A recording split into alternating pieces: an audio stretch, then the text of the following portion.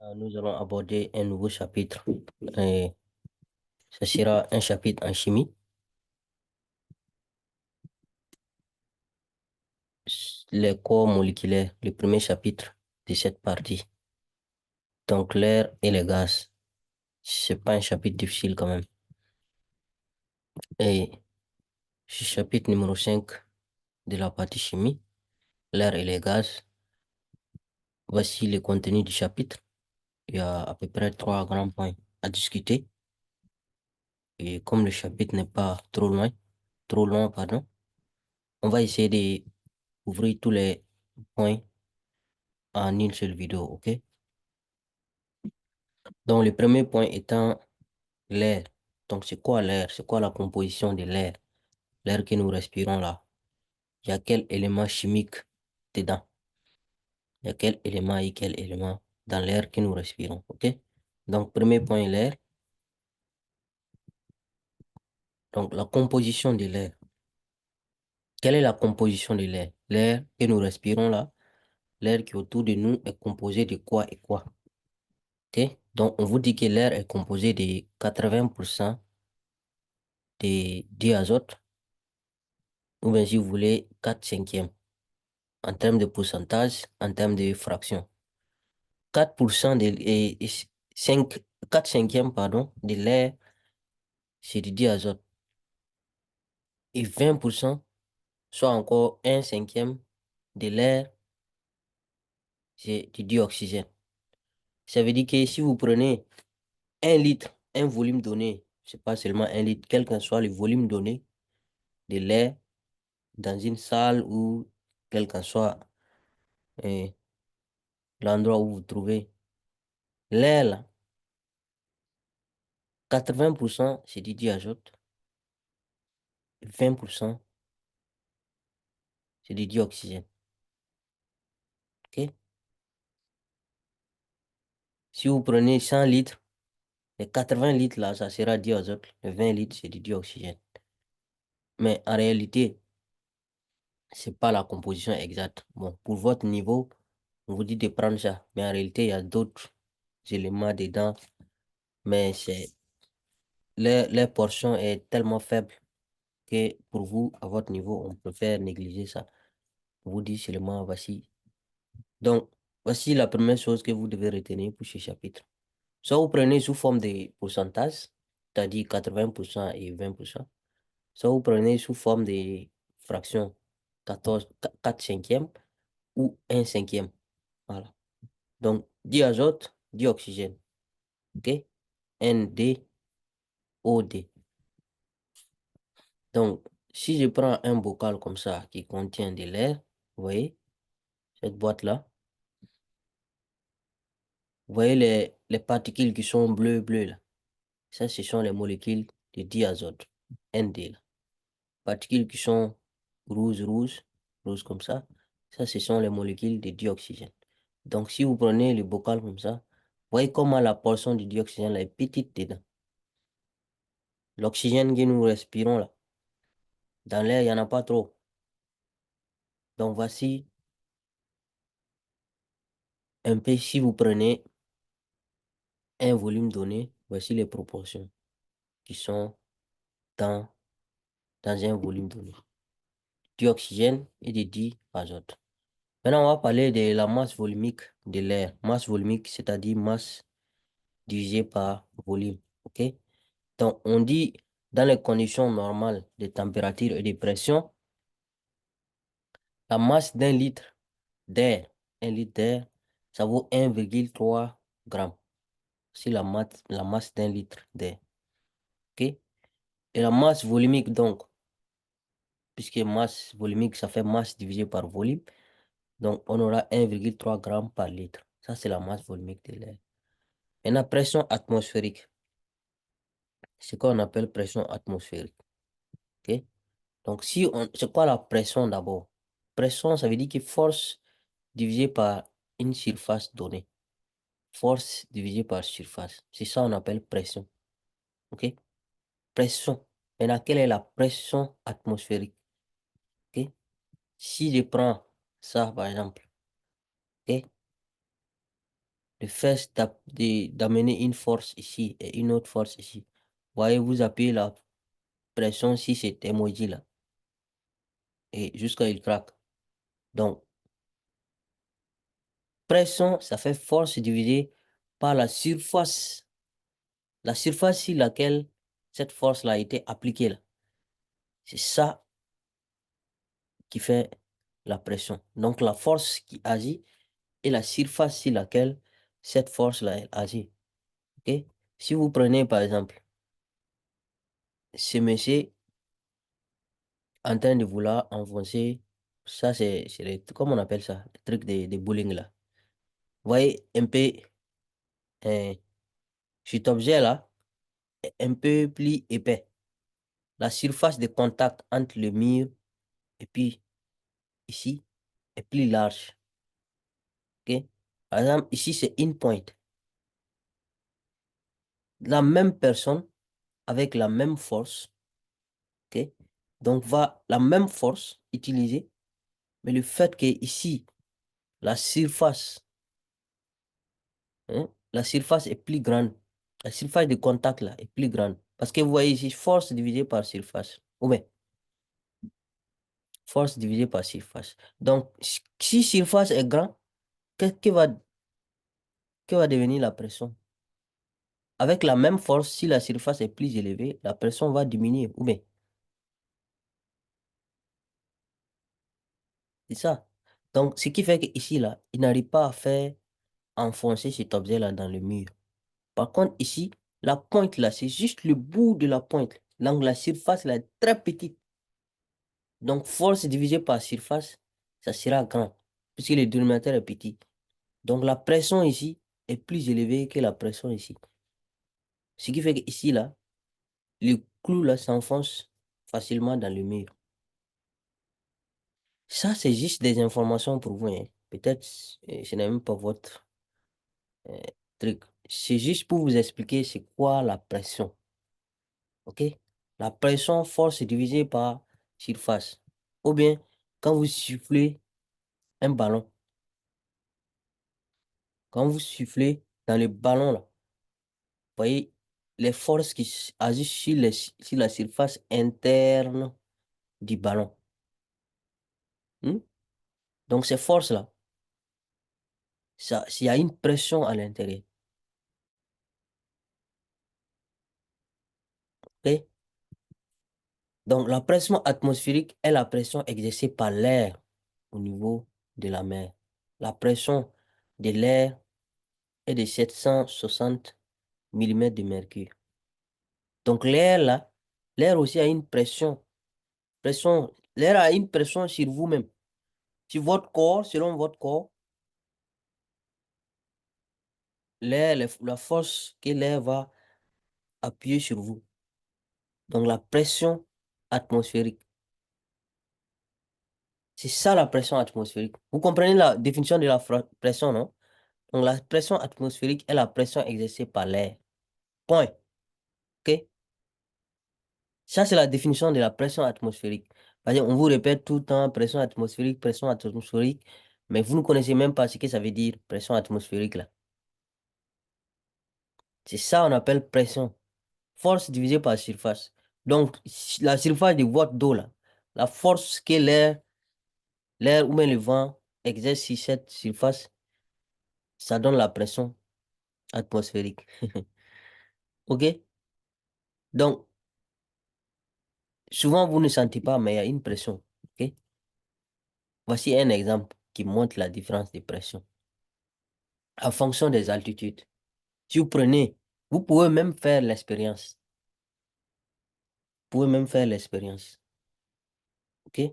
Donc, si vous entrez dans un endroit où il fait chaud, OK? Avec une bouteille d'eau plastique vide, vous étiez dans un endroit où il fait chaud, et puis vous sortez de cet endroit-là, et puis il fait froid dehors, par exemple, très froid. Vous allez observer ce genre de phénomène-là sur la bouteille. Donc, ici, cette bouteille-là, plastique, fermée, donc à 400 4267 mètres. Ça veut dire que c'est très haut, à l'altitude très, très, très élevée. OK? C'est la même bouteille encore. Ici, là, ça veut dire que c'est à une altitude, c'est à une hauteur donnée. C'est très haut. Après, on amène ça à une hauteur maintenant de 2747 mètres. OK? Après, on diminue, on amène ça à une altitude, la même bouteille, 300, 305 mètres. C'est calme. Donc, la pression augmente pendant la descente. OK? Ou bien, plus vous montez en haut, plus la pression atmosphérique diminue. Plus vous descendez, plus... Ça, c'est une preuve qu'il y a la pression. Donc, les parois à l'extérieur de la bouteille, là, l'air la compresse la bouteille. La différence de pression. Donc, votre corps aussi subit ça, même si vous ne sentez pas. Différence d'altitude. D'ailleurs, même souvent, il y a des gens par exemple, ceux qui font et sur les grands immeubles, les centièmes étages, vous montez, vous descendez là. Il y a différentes dépressions, hein. Il y a des gens même qui meurent à cause de ça. C'est juste votre culture générale, OK? Voilà. Donc, pression atmosphérique. J'espère que maintenant vous connaissez ce qui veut dire pression atmosphérique. Voilà. Donc, composition de l'air, la masse volumique de l'air, la pression atmosphérique. Donc, c'est la pression causée par l'air. OK? Donc, deuxième partie de ce chapitre, la première partie étant validée, j'espère. Deuxième partie, on va maintenant parler des propriétés des gaz. Parce que l'air est un gaz. Ou bien, gaz que vous utilisez à la maison pour faire la cuisine, c'est un gaz. Le butane, par exemple. Mais l'air aussi est un gaz. D'accord? Quelles sont les propriétés des gaz? OK? Donc, compressibilité. C'est quoi la compressibilité? Donc, ça, c'est une propriété, une des propriétés des gaz. On peut diminuer le volume occupé par un gaz. Ça veut dire qu'on peut réduire son volume. On peut réduire le volume qui occupe un gaz. OK? Donc, quand le volume d'un gaz diminue, sa pression augmente aussi. C'est normal, non? Quand vous prenez, par exemple, votre pompe, on va voir l'exemple tout de suite. Ou bien, une seringue. Vous voyez? C'est comme une pompe aussi, hein. Voici au début, voici le volume qui occupe l'air. Après, vous fermez ici. C'est comme si vous comprimez. Vous fermez le bout ici et puis vous poussez. C'est comme ça les pompes de vélo ou pompes eh, de pneus la marche, hein. OK? Vous pouvez faire aussi. Vous pouvez pousser jusqu'à un certain moment. Ah, plus vous poussez, plus c'est plus difficile de pousser. Ça veut dire que quand vous diminuez le volume, la pression augmente. La force du gaz qui est à l'intérieur. Donc la pression augmente. OK? Donc, si vous avez ça, cet appareil-là, vous pouvez faire l'expérience. Là, on a un appareil qui permet de mesurer la pression. Donc, au début, on a 1 litre d'air et voici un piston ici. On va essayer de comprimer. Au début, voici ce qu'on a. P ici, la pression, ça mesure 0 d'abord. Il n'y a pas de pression du tout. Donc, on commence à pousser ici. Quand vous poussez, vous diminuez le volume de 0,5 litres. Donc, la pression devient 2 fois P0. La pression qui était ici, là. Ici, la pression était P0, non? C'est pas 0, hein, c'est P0. Là, ça fait 2 fois P0. Ça fait 2 fois la pression. Le volume a diminué de moitié, la pression a augmenté, et la pression a doublé. Vous diminuez encore le volume, 0,33 litres. Là, la pression, ça fait 3 fois P. 3 fois la pression initiale. OK? Ainsi de suite. 0,25 litres. Là, ça fait 4 fois. Le volume a diminué de 4 fois. La pression a augmenté 4 fois. Multiplié par 4, divisé par 4. Donc, vous voyez un peu les rapports. Mais ça, c'est juste une illustration, un exemple. Mais un volume qui était un, vo- un, un volume d'air de 1 litre, de un volume d'air d'1 litre, on passe à un volume d'air de 0,25 litres. Donc, on a diminué l'espace que l'air là occupait.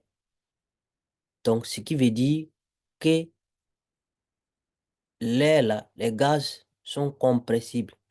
L'air est compressible et les gaz en général sont compressibles. On peut diminuer les volumes qu'ils occupent. Le volume occupé par un gaz. On peut diminuer le volume occupé par un gaz. Il faut répéter ça. On peut diminuer le volume occupé par un gaz. Ici, il occupait 1 litre. On a diminué ça jusqu'à...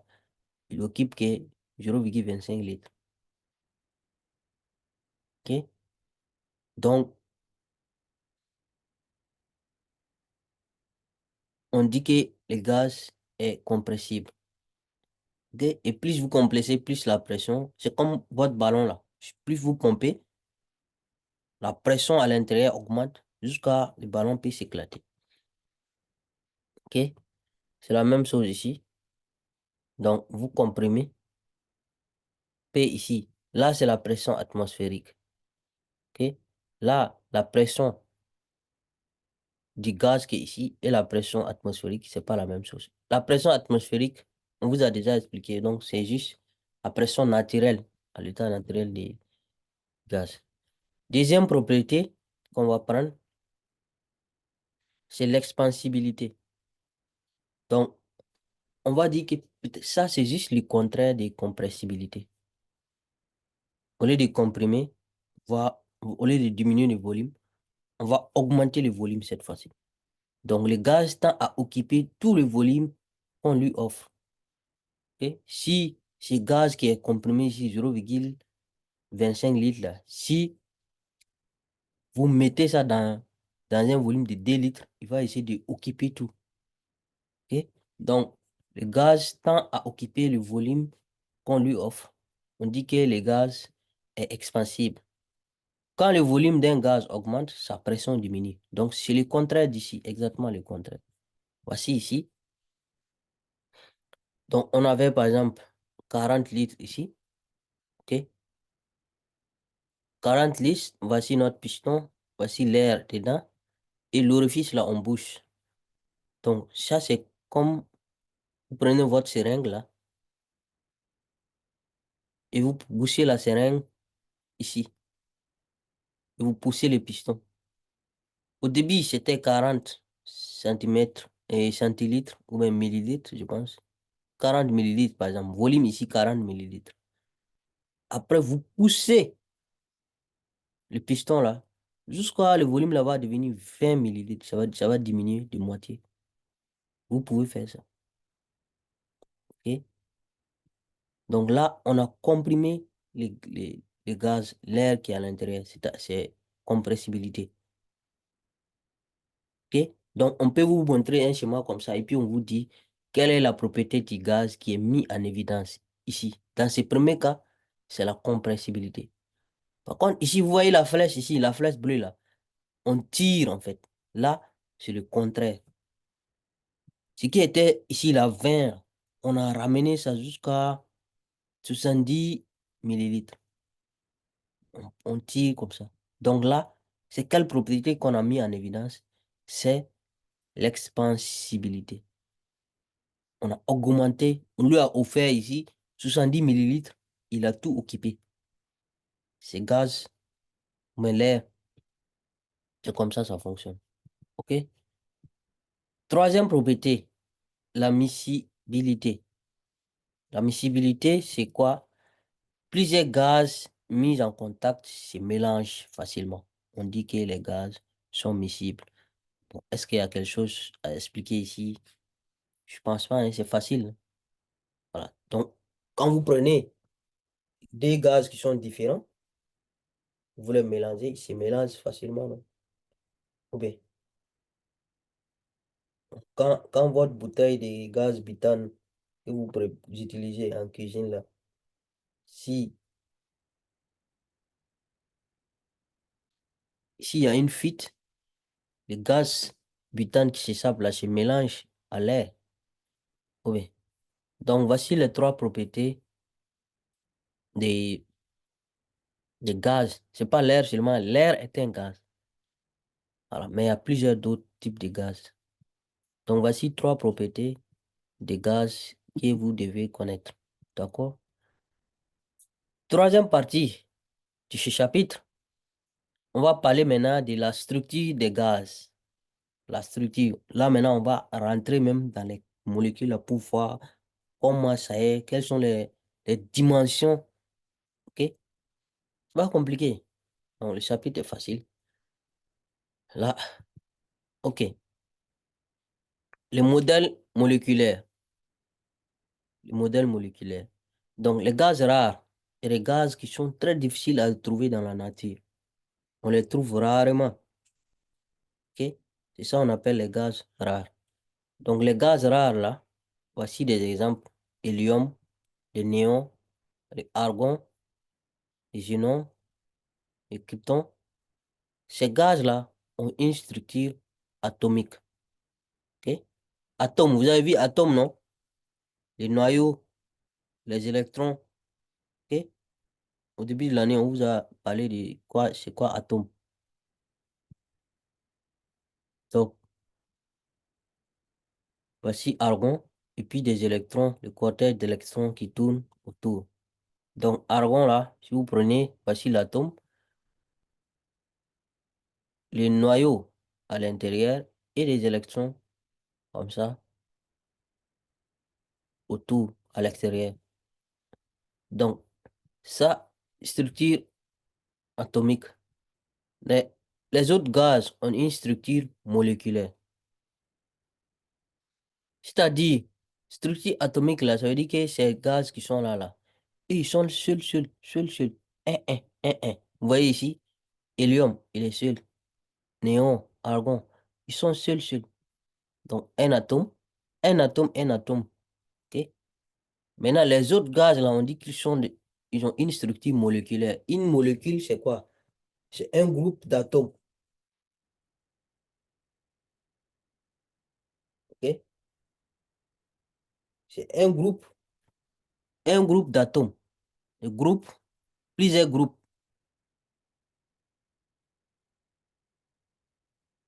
On va prendre des atomes. Si vous prenez des atomes collés ensemble, ça fait une molécule. Trois atomes collés ensemble, ça fait une molécule. Donc, c'est ça qu'on appelle structure moléculaire. Donc, exemple, quand vous prenez le dihydrogène, vous voyez, quand on dit di là, ça veut dire qu'il y a des hydrogènes. Vous voyez, en ce moment, vous allez voir un D derrière ici. Normalement, le D là doit être en indice, hein. Voici des exemples. Le dioxygène, qui est un composant de l'air aussi. Vous voyez, D derrière, oxygène, et puis on met D derrière. Ça veut dire qu'il y a deux. Le diazote, ça aussi, un composant de l'air, non? Oui. Donc, c'est deux atomes qui sont collés, D. Ici, le dioxyde de carbone. Donc, il y a un atome de carbone, deux atomes d'oxygène. Donc, lui, là, ils sont trois, ils sont collés. Le monoxyde de carbone, le CO, ça, c'est la fumée noire, quand vous voyez, quand il y a il y a incendie ou une flamme ou une combustion, là. Très toxique. Dioxyde de soufre. Donc, ici, on a soufre et puis on a D oxygène. Les D, là, doivent être en indice, hein. Je n'ai pas eu le temps d'arranger ça. Trioxyde de soufre, SO3. L'ammoniac, NH3. OK? Ça, c'est les structures moléculaires. Donc, les gaz rares, structure atomique. Les gaz, les autres gaz, structure moléculaire. Donc, si on prend ici la molécule de CO2, de dioxyde de carbone, celui-là, vous voyez? Les rouges, là, c'est molécule d'oxygène. C'est atome d'oxygène, pardon. Oxygène ici, et puis le carbone remoulé. Donc, il y a un carbone et puis il y a deux oxygènes. Voici la molécule. C'est juste une représentation. La molécule de dioxyde de carbone. OK? Donc, la taille d'une molécule gazeuse est de l'ordre de quelques nanomètres.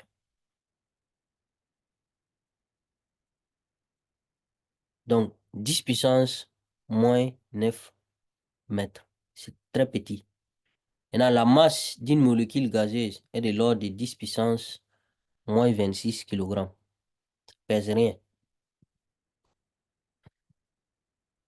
Deuxièmement, on va parler des structures des gaz. La distance séparant les molécules gazeuses sont très grandes par rapport à leur taille. Est-ce que vous comprenez ce que je viens de dire? On vient juste de dire que ici, là, la taille d'une molécule gazeuse, la taille, c'est 10 puissance, de l'ordre de 10 puissance moins 9 mètres, nanomètres. C'est très, très, très infiniment petit. Ok? Ça, c'est la taille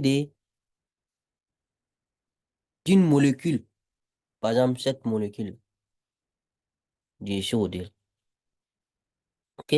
Maintenant, la distance qui sépare les molécules, la molécule qui est de l'ordre de 10 des nanomètres, 10 puissance moins 9.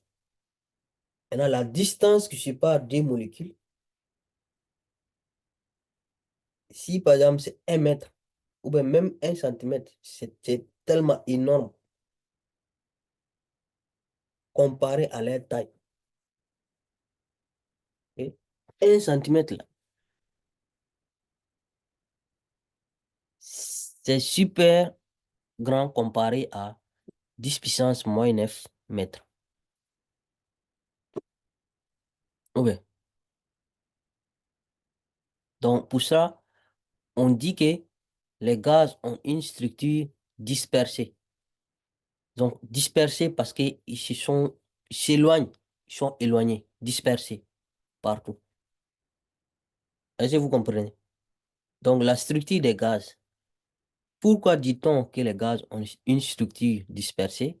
C'est parce que la distance qui sépare les molécules gazeuses, sont très grandes par rapport à leur taille. Les molécules gazeuses là, sont très petites comparées à la distance qui les sépare. C'est ce que ça veut dire. C'est pas compliqué, hein. OK? Donc, c'est une structure dispersée qui permet d'expliquer la compressibilité et la miscibilité des gaz. On vous dit que c'est parce que elles ont une structure dispersée, éloignée. C'est ça qui fait qu'on peut les comprimer. La compressibilité, là. On a vu les trois propriétés des gaz. Hmm? Ils sont compressibles, expansibles et puis miscibles. Donc, compressibilité, là, le fait qu'on peut comprimer les gaz, là, c'est à cause de leur structure dispersée, là. Parce qu'ils sont éloignés. Quand vous comprimez, c'est comme si vous les rapprochez. Vous les rapprochez les uns des autres. Vous les rapprochez. Je vais repartir derrière un peu pour vous montrer. C'est comme si vous les rapprochez. Quand vous comprimez, ou bien ici, par exemple, vous voyez ici comment les molécules là, bleues, rouges, comment ils sont rapprochés. C'est comme si on te les a. Alors que ici, là où c'est la pression atmosphérique, là, vous voyez, ils sont séparés, éparpillés. Les distances sont plus longues. Donc, c'est les structures dispersées là. On va retourner où on était, hein. OK? On était où? Ici. Voilà. Donc, voici la structure dispersée. Vous voyez, voici des molécules ici. Mais c'est combien de molécules? Voilà, une molécule, peut-être, on peut dire une molécule. Ici, la distance, vous voyez la distance. Comparer les tailles, les tailles des molécules et la distance qui les sépare. Même ça, même, c'est déjà trop rapproché, même. Donc, les chaos moléculaires, troisième point de cette partie.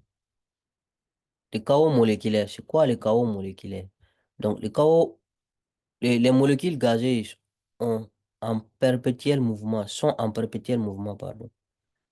Donc, quand vous voyez, vous-même, quand vous voyez souvent la lumière, d'une façon, vous pouvez voir l'air, vous pouvez voir des choses qui circulent dedans, dans l'air, OK? Ben, ce sont des molécules de l'air là, qui sont en mouvement.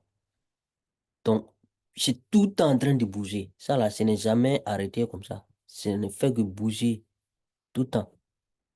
Donc, s'il fait ces mouvements-là, désordonnés, de façon désordonnée, là, c'est ça qui fait qu'on dit que les chaos moléculaires règnent dans l'état gazé. Quand un corps est sous un état gazé, il y a les chaos moléculaires. OK? C'est ce que ça veut dire.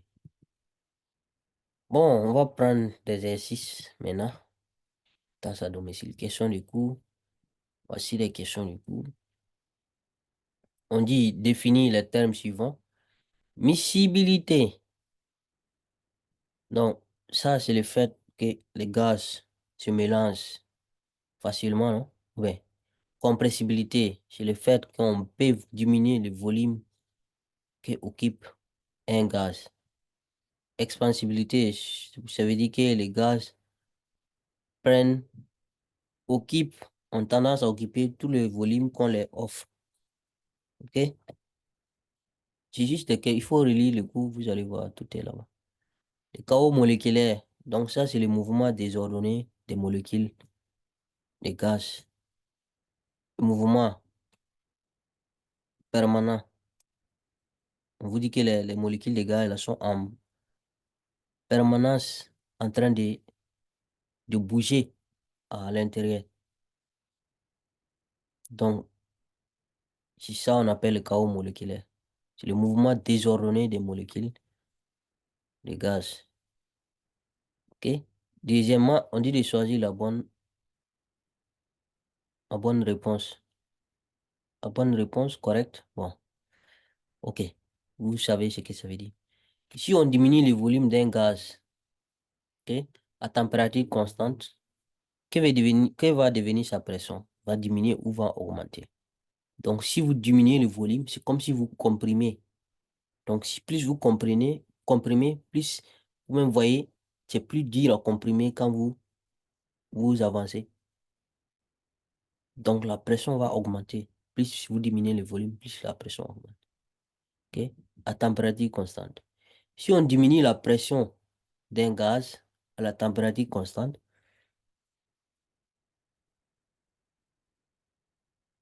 son volume diminue, son volume augmente. Donc, si vous diminuez la pression, c'est comme si le volume a augmenté.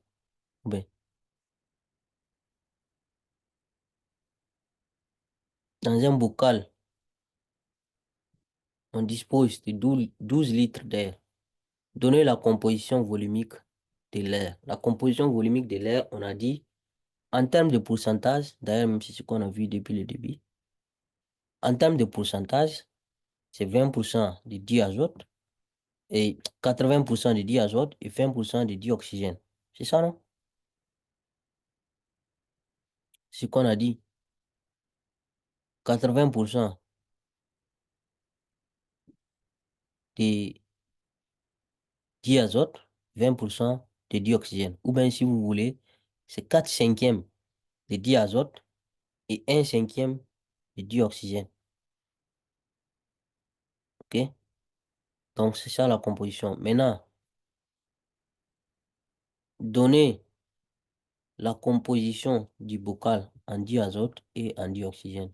Donc, si vous voulez avoir la composition en diazote, vous prenez les 12 litres et puis vous divisez multipliez par 4 divisé par 5, par exemple. Parce qu'on a dit la proportion de diazote, c'est 4 cinquièmes.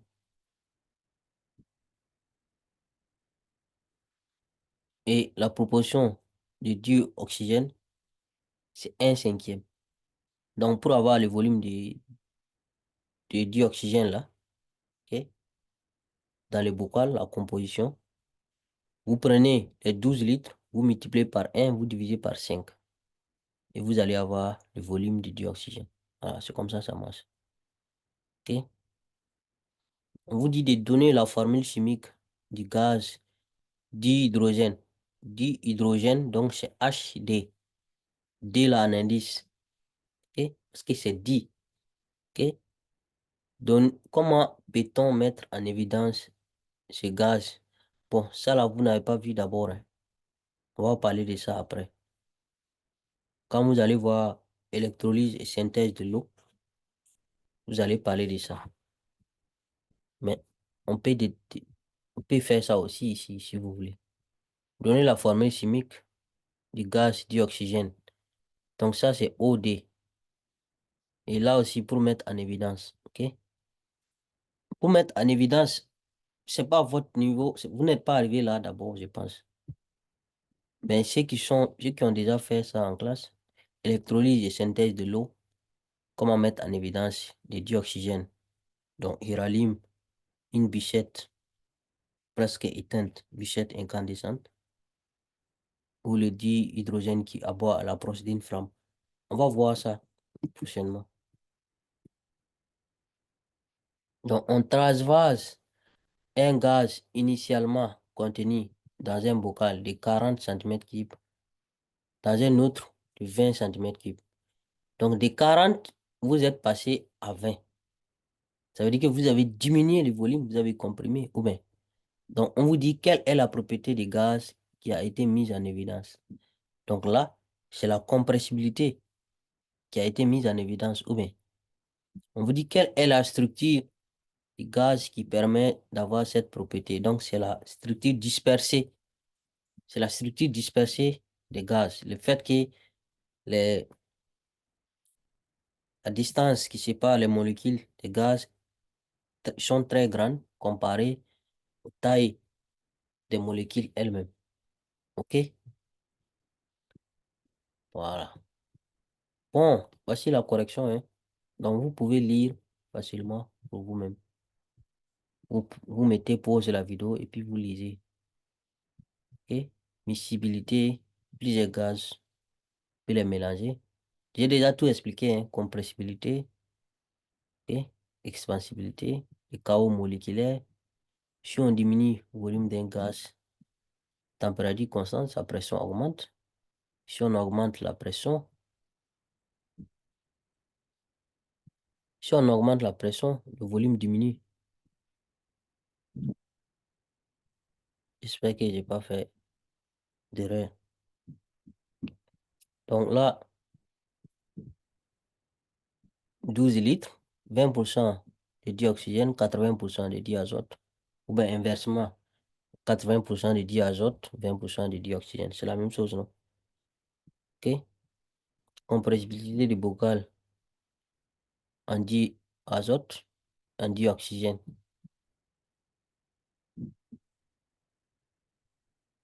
La formule chimique de dihydrogène. OK? Donc, voici comment on met en évidence le dihydrogène. Formule chimique de dioxygène.